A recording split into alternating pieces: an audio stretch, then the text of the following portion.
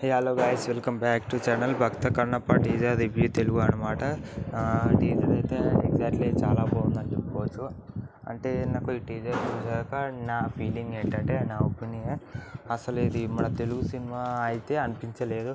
ఏదో Bollywood and Hollywood మూవీలా అనిపించింది. ఎందుకంటే అది తెలుగు సినిమా అన్నట్టు కూడా ఫీలింగ్, అంటే ఆ క్రియేటివిటీ అంతా చాలా బాగుందని చెప్పుకోవచ్చు.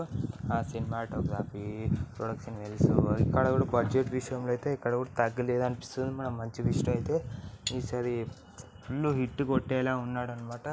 అయితే ఇంతకుముందు కూడా అందరికీ ఒక డౌట్ అయితే వచ్చిందనమాట. ఆ డౌట్ ఏంటంటే, ప్రభాస్ ఈ మూవీలో ఉన్నాడా లేడా అనే ఒక అందరికీ ఆలోచన ఉండే, కానీ ఈ టీజర్లో అయితే తేలిపోయింది, ప్రభాస్ అయితే ఉన్నాడు.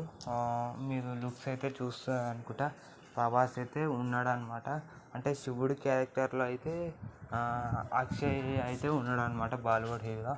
అంటే ఇప్పుడు ఆ శివుడి క్యారెక్టర్ అక్షయ్ ఉంటే ఇప్పుడు మన ప్రభాస్ ఏ క్యారెక్టరో మనకు ఇంకా తెలీదు. కానీ 3 నామాలు అయితే బుట్ అవుతుంది, చూద్దాం ఏం జరగబోతుందో.